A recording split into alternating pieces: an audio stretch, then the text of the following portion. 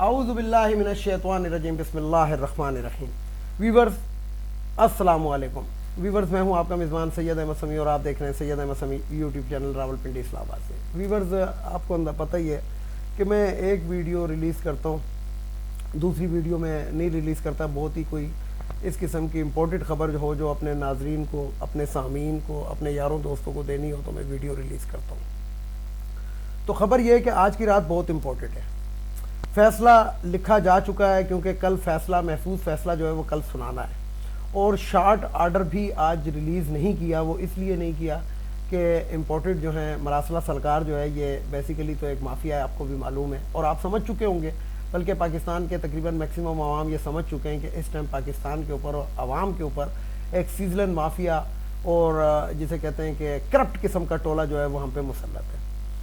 تو میں صرف اپنے ویورز کو، اپنے جاننے والوں کو، اپنے یار دوستوں کو یہی کہوں گا کہ آج کی رات ایک طرح سے آپ نے سپریم کورٹ پہ پہرا دینا ہے۔ میرے کچھ وکلا تنظیموں کے اندر بھی میرے یار دوست ہیں، خاص طور پہ یہ شاہانی صاحب اور راجہ صاحب اور یہ جتنے بھی پنڈی کے اندر جو وکلا آئیں گے، ان کے ساتھ میری بڑی الیک سلیک رہتی ہے، ان کی پارٹیوں میں بھی میں جاتا رہتا ہوں۔ تو ان کو بھی میں نے جب بات کی تو انہوں نے کہا جناب ہم تو اس ٹائم بھی اسلام آباد میں موجود ہیں اور ہم کل اس وقت تک اسلام آباد میں رہیں گے کہ جب تک یہ محفوظ فیصلہ جو ہے وہ سنا نہ دیا جائے، اور اس کے اندر جہاں تک ہو سکا مطلب وکلا جو ہیں وہ تو یہاں تک کہہ رہے ہیں کہ جناب بے شک اس کے لیے ہمیں سر دھڑ کی بازی لگانی پڑے، پاکستان کے آئین کے تحفظ کے لیے ہم لگائیں گے۔ لیکن میں آپ کو بتاؤں کہ کچھ خبریں اس طرح کی ہیں کہ تھوڑی دیر پہلے آپ کو پتہ ہے کہ یہ جو ہمارا کرائم منسٹر آف پاکستان ہے، بیکرز جو ہے، وہ جو بھیکاری اعظم ہے، اس نے پارلیمنٹ وہ اپنا مشترکہ کہہ رہا ہوں اپنا ایک اجلاس بلایا تھا اپنی پارٹی کا، سینٹرل ورکنگ کمیٹی کہتے ہیں، کیا کہتے ہیں اس میں اجلاس بلایا تھا وزیر اعظم ہاؤس کے اندر، اور اس کے اندر جتنے بھی سرکاری افسران تھے جو اس میں بیٹھتے ہیں ان کو تمام کو باہر نکال دیے گیا اور بند کمرے کا، ڈرائنگ روم کا ایک اجلاس اس کو بلایا گیا۔ تو اس کے اندر خبریں کوئی اس قسم کی آئی ہیں کہ کل کچھ مزاحمت ہو سکتی ہے۔ مزاحمت سے مراد یہ ہے کہ شاید اس ملک کو مارشل لاء کی طرف دھکیلا جائے۔ یہ میں آپ کو بتا رہا ہوں، خبر دے رہا ہوں اور بڑی باوثوق ذرائع سے خبر دے رہا ہوں۔ تو مسئلہ یہ ہوتا ہے کہ جب مارشل لاء بھی لگایا جاتا ہے تو اس کو جو امپلیمنٹ کروانا ہوتا ہے وہ سپریم کورٹ آف پاکستان سے ہی کروانا ہوتا ہے، یہ یاد رکھیں، کیونکہ پرویز مشرف صاحب نے بھی جب چیف ایگزیکٹو کا چارج لیا تھا، سنبھالا تھا، اور اس کرپٹ ٹولے کی کرپشن جو تھی بے نقاب کر کے وہ جب کو کر کے بیٹھے تھے تو انہوں نے بھی سپریم کورٹ آف پاکستان سے اس چیز کا وہ لیا تھا۔ لیکن ان میں سب سے جو چالاکی کہہ سکتے ہیں، کیونکہ میں آپ کو ایک لفظ یہاں پہ کہنا چاہتا ہوں، مجھے کہنا تو نہیں چاہیے لیکن میں آپ کو اس لیے بتا رہا ہوں کہ پاکستان کے عوام اس بات کو سمجھے کہ پاکستان کے اندر جو مارشل لاء جب بھی لگے ہیں وہ یہ یاد رکھیں کہ وہ پاکستان کے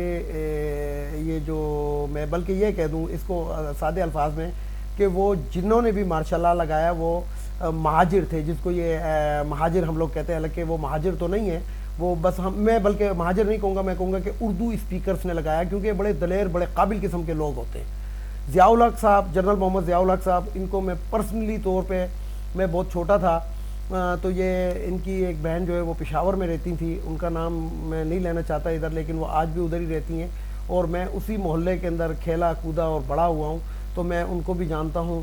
وہ اب کافی ضعیف ہو چکی ہیں، ان کی اولادوں کی اولادیں جو ہیں وہ میرے ساتھ کی ہیں، تو میں ان کو جانتا ہوں۔ ضیاء الحق صاحب جو تھے وہ ان کی جس چیز سے بھی آپ کر لیں کہ جناب وہ مطلب مخالفت کر سکتے ہیں، لیکن بہرحال وہ ایک تہجد گزار شخص تھا اور اللہ تعالیٰ کے دین کے بہت نزدیک تھا۔ بہرحال جو بندہ اس جگہ تک پہنچتا ہے تو اس کو کچھ نہ کچھ تو کرنا پڑتا ہے، لیکن ضیاء الحق صاحب بیسیکلی بہت شریف النفس انسان تھے، اور میں آپ کو بتاؤں کہ 11 سال صدر مملکت، chief executive, martial law administrator, کرتا دھرتا کے مالک پورے پاکستان کے، لیکن آج بھی ان کی بہن اسی مکان میں رہتی ہیں جو کہ ہندوؤں کے دور کا تھا، اور جب پاکستان آزاد ہوا تھا تو وہ اس دور کی وہ حویلی بھی نہیں ہے، ایک مکان ٹائپ کا ہے، اور ضیاء الحق کے کوئی ایسٹس بھی ابھی تک برآمد نہیں کر سکا، لاکھ کوششوں کے باوجود۔ 3 دفعہ پیپلز پارٹی کی حکومت ہوئی لیکن وہ نہیں۔ اسی طریقے سے جنرل پرویز مشرف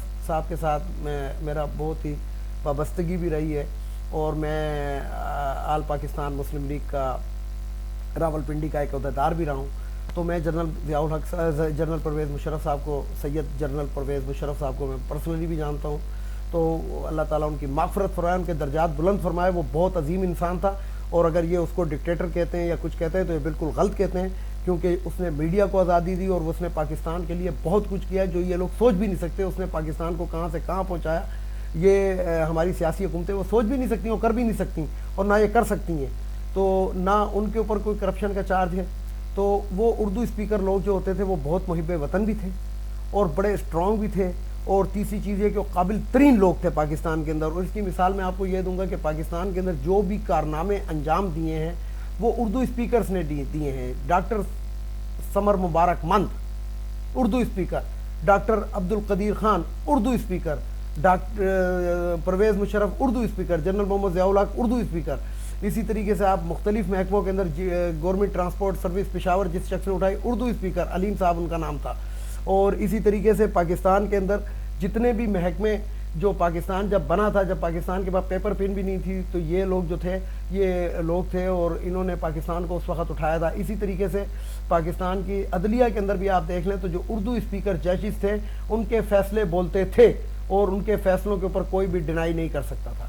تو بہرحال میرا اتنی طویل بات بتانے کا کوئی وہ نہیں تھا, لیکن یہ ایک بات نکلی تو تھوڑا سا جذباتی ہو کہ میں نے بھی آپ کو بات بتائی. لیکن میں آپ کو بتاؤں کہ پاکستان کی آج کی رات جو ہے, آج کی رات میں عوام کو, اپنے ویورز کو, اپنے جاننے والوں کو, اور جن جن تک یہ میرا میسج پہنچے, اور یہ میری ویڈیو کو ذرا شیئر کیجیے گا, زیادہ سے زیادہ یہ میسج پہنچے. آج کی رات اپنی آنکھیں ذرا کھلی رکھیں اور نظر رکھیں, کیونکہ چوروں کا جو ٹولہ ہے جو پاکستان کے اوپر اس ٹائم مسلط ہے, گھسپیٹھے جو ہیں پارلیمنٹ کے اندر, یہ کوئی بھی ایسا اقدام اٹھا سکتے ہیں کہ جس سے پاکستان کی خدا نخواستہ اللہ نہ کرے سالمیت کے اوپر کوئی وہ ہو. فوج ہماری ہے. میں آپ کو بتاؤں کہ لاکھ اختلافات صحیح افسران سے, جرنیل سے, لیکن بہرحال فوج ہماری ہے اور ہم فوج کو ٹھیک کر لیں گے, ہم فوج کو ٹھیک کر لیں گے, ہم ان کو رائے راست پر لے آئیں گے. کوئی ایسا مسئلہ نہیں ہے, یہ ہمارے لیے کوئی میٹر نہیں کرتا. جب ہاں ہم جانتے ہیں کہ وہ کس طریقے سے صحیح ہوگی اور صحیح ہے, بس ان کو صرف بتانا ہے کہ یہ آپ جو کرتے ہیں یہ اس طرح نہیں, یہ اس طرح ہے. اور وہ بہت پاکستان کی جو مسلح افواج ہے یہ ایسی بات نہیں ہے کہ یہ بڑی محب وطن ہے, لیکن جو پاکستان کو جو اس نیچ تک پہنچایا ہے وہ صرف اور صرف ان دو خاندانوں نے پہنچایا ہے. بس اس چیز کو دیکھ لیں, اور یہ دو خاندان اقتدار سے چمٹا رہنے کے لیے کچھ بھی کر سکتے ہیں. بہرحال دیکھیں کہ کل کیا ہوتا ہے, لیکن میں یہی کہوں گا کہ ذرا آنکھیں کھلی رکھیں, ذہن کو کھلا رکھیں. لیکن پھر ایک اور چھوٹی سی بات بتاؤں کہ کوئی کچھ بھی نہیں کر سکتا, پاکستان محفوظ ہاتھوں کے اندر ہے. انشاءاللہ اللہ تعالیٰ نے چاہا تو اللہ تعالیٰ ہمارا غفور الرحیم ہے اور وہ ہم پہ رحم فرمائے. ویڈیو کو لائک کریں, شیئر کریں, سبسکرائب کریں, بیل آئیکن کے بٹن کو ضرور دبائیے گا تاکہ میری نیکسٹ ویڈیو آپ کو مل سکے. اجازت چاہتا ہوں تمام دیکھنے سننے والوں کو. اللہ حافظ. پاکستان زندہ باد.